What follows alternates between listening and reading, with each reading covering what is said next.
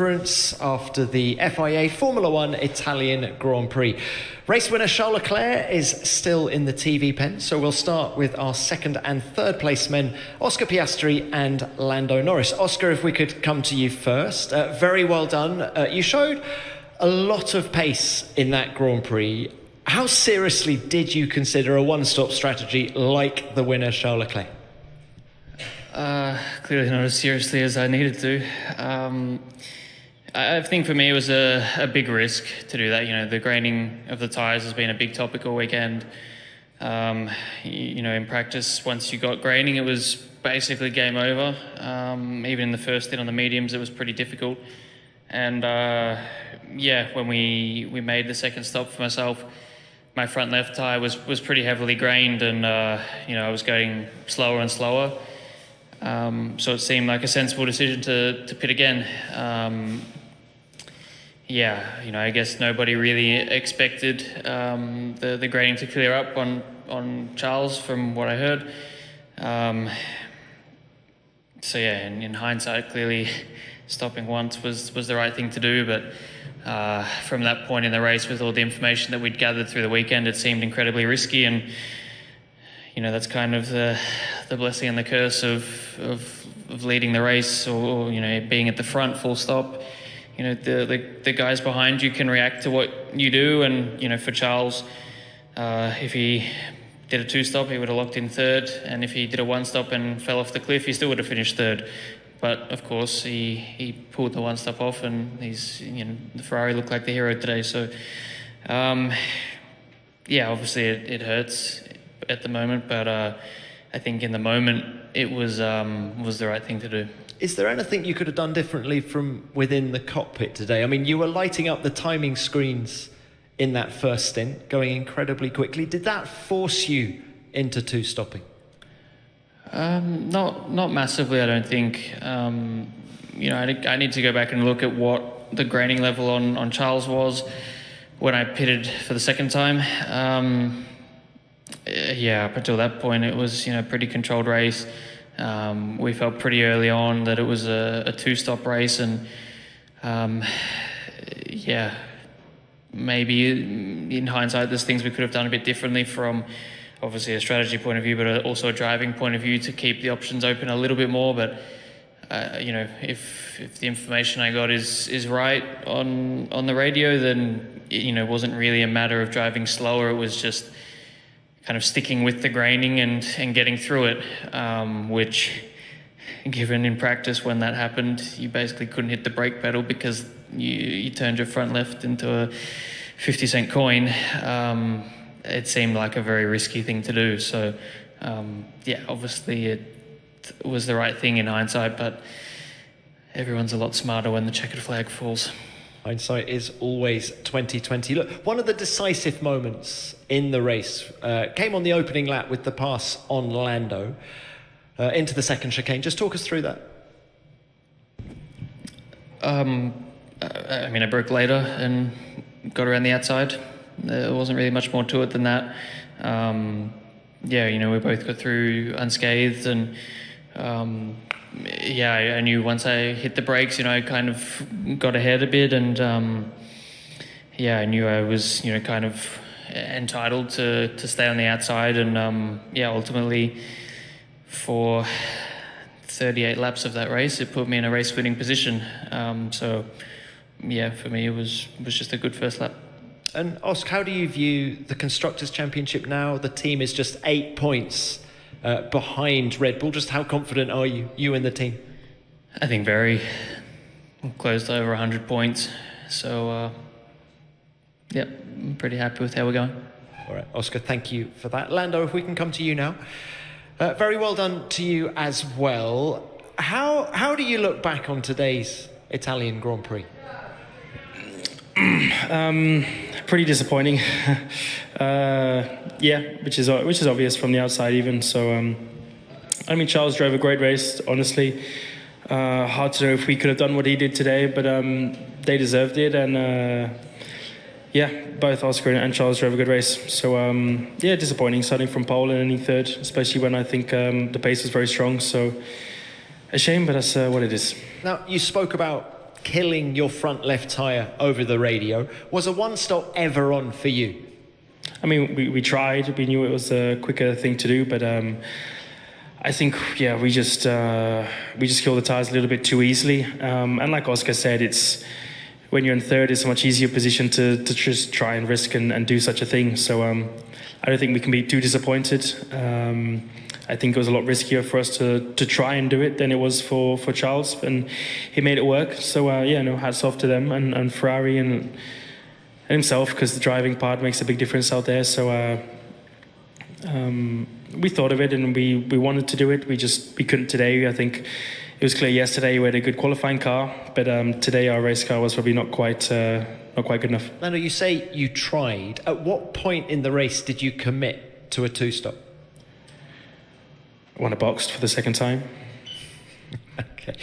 Now, one of the things that's come out of this Grand Prix is that you're allowed to race Oscar Papaya rules. Those are the words of your race engineer, Will Joseph. What are those rules of engagement?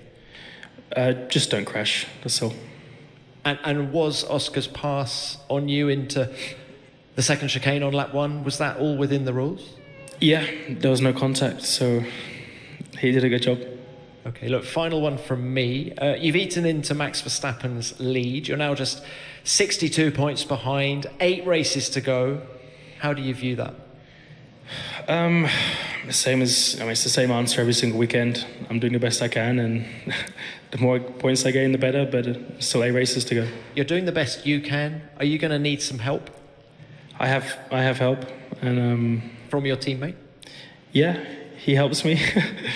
But I'm not here just to beg for someone to let me pass. You know, that's not what I'm here. So I'm here to race. He drove a better race than me, so I finished third, and that's where I deserve to finish. Okay, Lando, thank you very much. Welcome to our race winner, his second win here at Monza, the 7th of his Formula One career. Charles, what a day for you. Just how sweet was this victory? Just as sweet as the 2019 one. I thought the first one was always going to be more special if there was a second one ever happening, but actually it's not the case. The second one just feels as special, and today I did not expect it going to the race. I thought that we'll struggle a bit more compared to the McLaren, but also compared to the Mercedes that seemed to have a really good pace on Friday. However, after a few laps, I saw and I felt the car was in a good place. Oscar maybe was a little bit quicker. It was difficult to see Lando's pace as he was behind. Then once we get undercut, I was like, okay, maybe we are losing the win there. But then once both pitted, I actually picked up quite a lot of front grip, having the free air in front, and I was, as they said, being the last car, I didn't have much to lose by trying the one stop. But we did a really good job with that front left, which has been very tricky for everybody. We had a lot of front graining, but managed to take that front grip again, and that helped us to win today and to stand up on that podium in front of all the tifosi after such a week, because it's a very tiring one. It's an incredible feeling to be racing for Ferrari in Monza, but it's also very tiring, and to be able to win here was is extremely special. It was a strategic masterstroke. I just want to ask you, how confident were you of this one stop, and had you been leading, would you have still one stopped? Before the race, if you will have asked me, the one stop was definitely the thing I wanted to do. After 10 laps, I think we saw that Red Bull started to struggle with the front left on the hard, and there we started to doubt the one stop. We thought that it would be a lot more difficult, because we thought that the hard would be a more difficult tire to bring to the end. However, as soon as I put it, I still thought that this was a possibility, and especially I think when Oscar pitted 2 or 3 laps after that, I felt like I had more grip not having a car in front, especially on the front tires, and that's where I really thought that the one stop we could make it work. Now, you said after the race to Nico Rosberg that you've clearly made progress with these upgrades. You've already won at Monaco, you've now won here at Monza. Just how much more can you achieve with this car in 2024? We've got to be cautious. After Monaco, I think we've got we've had the 4 worst races of the season because Monaco was so specific to our car at that time. Monza is also a very specific and particular track, lots of straights, not many corners. We had a rear wing for this track as well, which helped us to go in to win today. We had also another upgrade, which I think definitely brought us closer to McLaren, but I don't think it's enough to be the car to beat for the rest of the season on other tracks. I think we still have a lot of work to do, but I'm really happy anyway to have one here in Italy. All right, very well done to you. Let's now open this to the floor as ever. Name and publication. Who's first, please? Luke Smith from The Athletic. Oscar, towards the end you were making quite big gains on Charles at the front. How were you approaching that phase of the race? Like, was there a point when you did think that you were going to be able to catch him? And what was the moment when you realised it wasn't going to be quite enough? I mean, I asked basically straight away what pace I needed to do to go and get Charles. And the pace I needed was basically what I did for the first few laps. And at that point, I was pretty optimistic. I had lost a decent amount of time behind Carlos. He had Stroll driving like it was his first go-kart race, and I don't know what went through his brain when he saw his blue flag, but that cost another second. I needed that stint to be perfect to win that race. And, those little things, ultimately what cost us a bit of a chance. It would have been a long shot anyway, but it was certainly not far off from being able to achieve it. But I was pushing flat out to try and do it. I couldn't have gone any faster than that. So, just came up a bit short. Thank you, Oscar. Next one. Alex Kalinauckas, Autosport question to Charles, please. Congratulations on the victory. You mentioned the rear wing that you had on this weekend, the Monza special as it's referred to. I just wonder, can you explain, how do you think, you said it helped you win, can you explain how it did that? Thanks. Well, I mean, we had really good top speed, and that definitely helps on a track like this. So I guess that's how it helped us.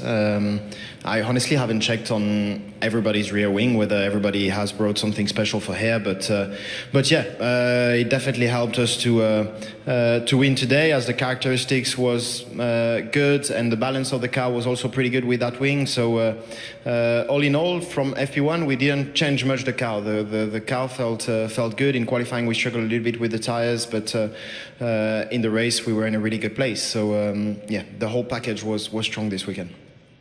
Thank you, Charles. Who's next? Bill Duncan, PA. Lando, as you said, you're not begging to get past another driver, but you're now 62 points behind Max, and Red Bull are obviously struggling.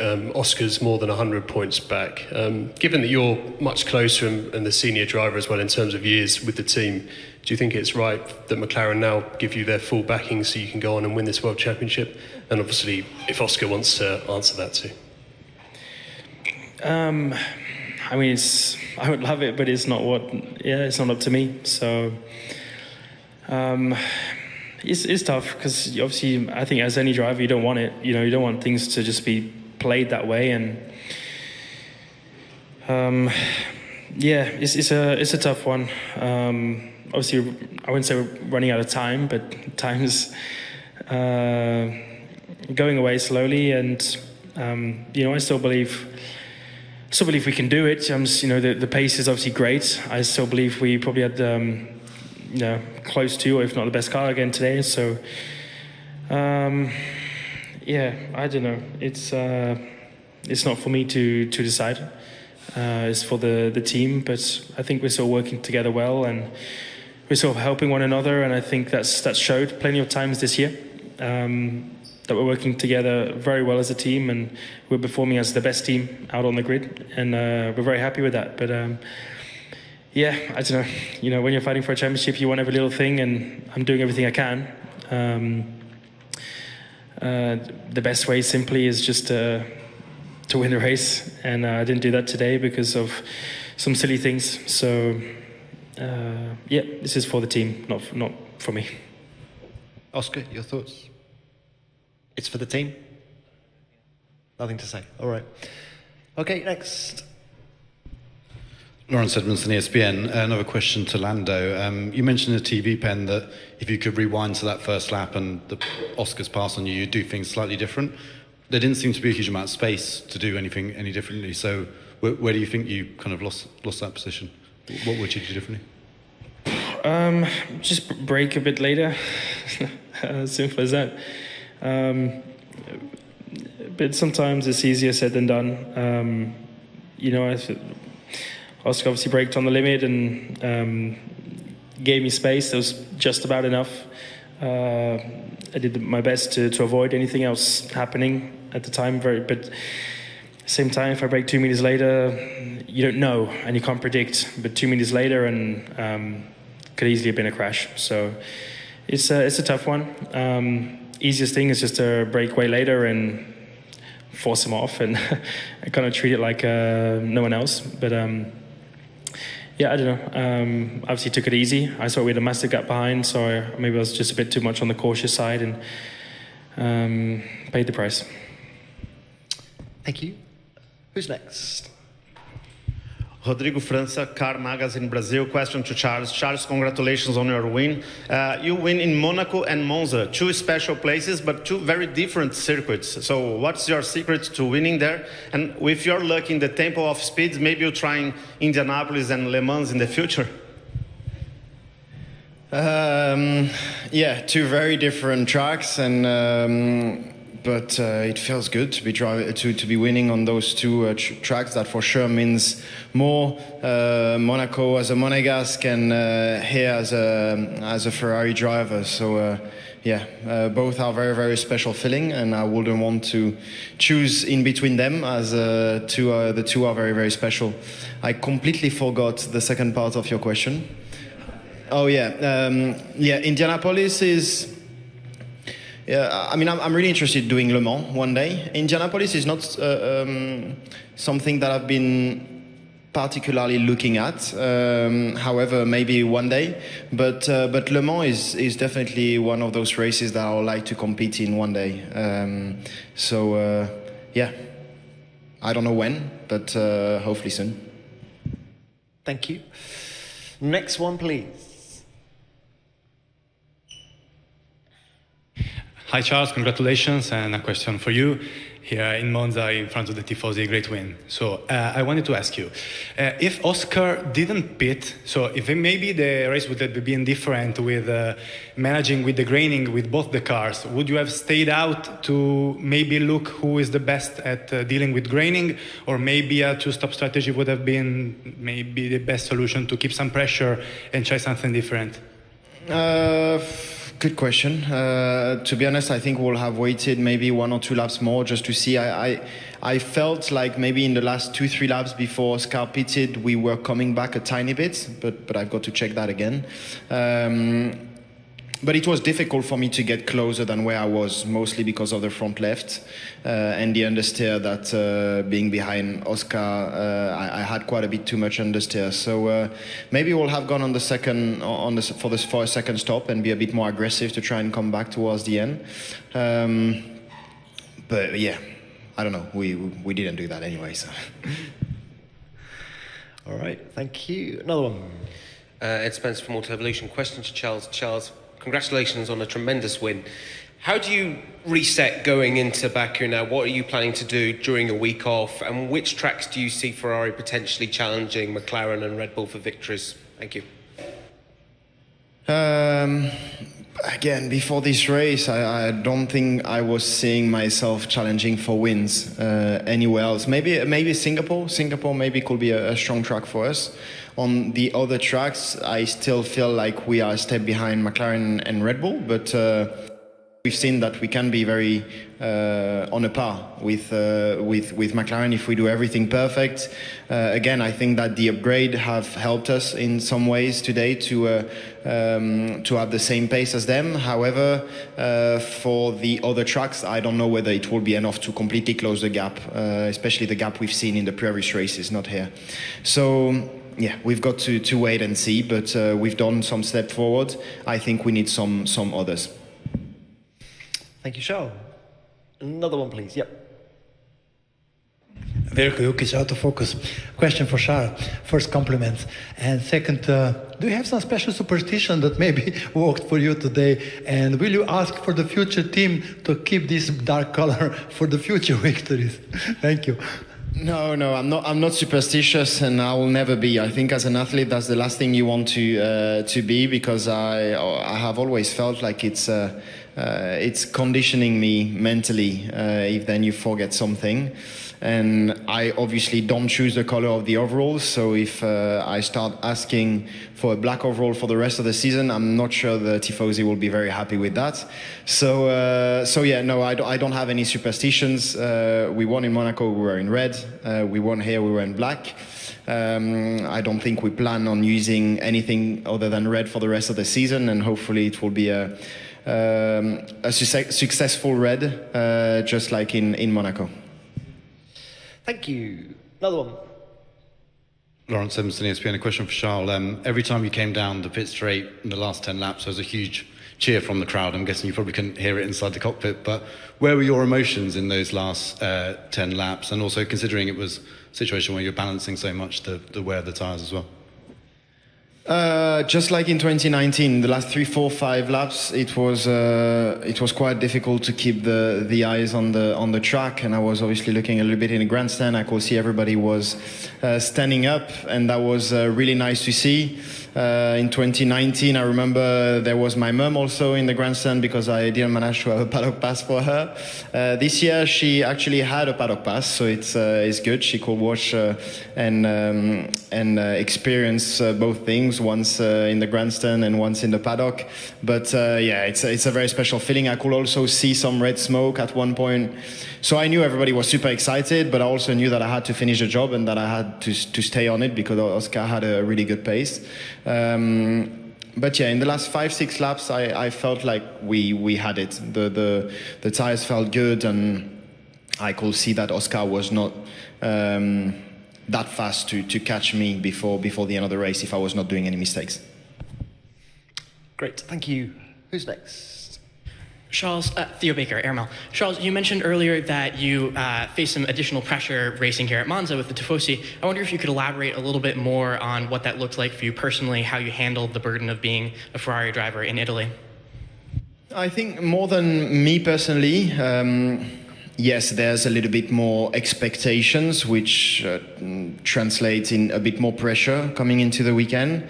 However, I think as drivers, we are quite used to it, so it's fine to deal with it. But I think more for the whole team. There are lots of expectations.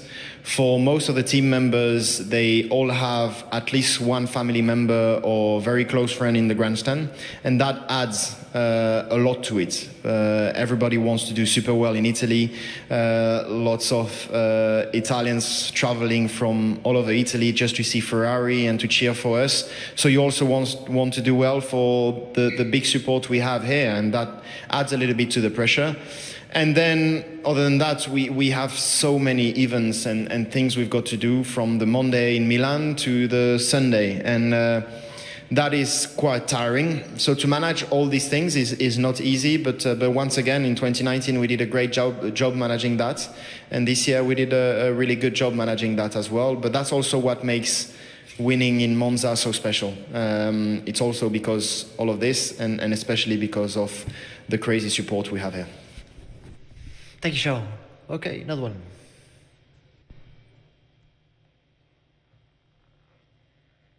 Alex Canlocus, Autosport. Another question to Charles, please. Again, about that final stint. You were just so consistent in the 1-minute 23s, even as Oscar was sort of tearing chunks at you coming through the last few laps. Just how did you do that? What was your thinking? What were you focusing on? What critical areas? Thanks. The only thing I was focusing on really was my front left. I could see there was a little bit of graining, and I really didn't want it to get worse. Otherwise, I knew that this was what will make me lose this race. So that was my only focus for the last.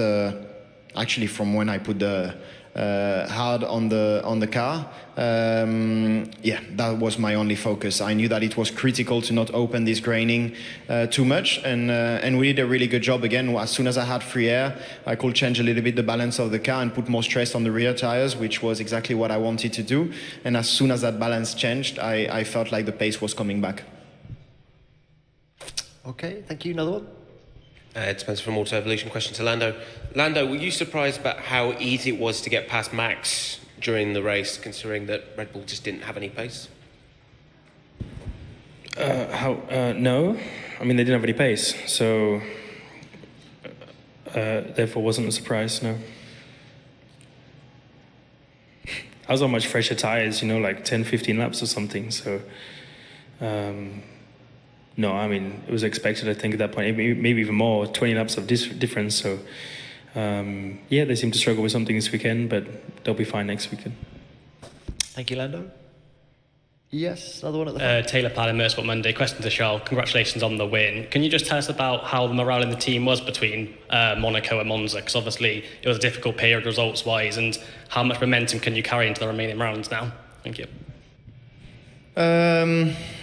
Well, again, I think we shouldn't, and I've said that after Monaco, and I think we did that. We shouldn't rely on the race we have just done. And as a team, it's really important for us that once we come back at the factory tomorrow, we reset from everything that has happened during the weekend. We learn from it, and we try to analyze everything, but we should leave emotions aside and reset as a team and go again in Baku, not having crazy high expectations, because that's not where the team is at the moment. I repeat myself, but Monza is a very specific track. We have been very strong this weekend, but Baku will be maybe very different, and Singapore again very different. So we've got to reset. We did that reset from Monaco to Montreal, but as we've seen, from Monaco to Montreal, it was a really big change from one weekend to another. And then we went through 3 or 4 of the worst races of the season, just because we were trying to understand what was going on our car. So hopefully we don't go through 3 or 4 very difficult races from now on, and I don't think it will be the case. But again, it's very important that not only the team, but I think also the expectations from outside don't become crazy high from one race to another, because this is not realistic. Have we done a step forward? Yes. Is it enough to go and win races until the end of the season? I don't think so yet, but we did a good step in the right direction. All right. Thank you, Charles. Well done. We'll leave it there. See you all in Baku. Thank you very much.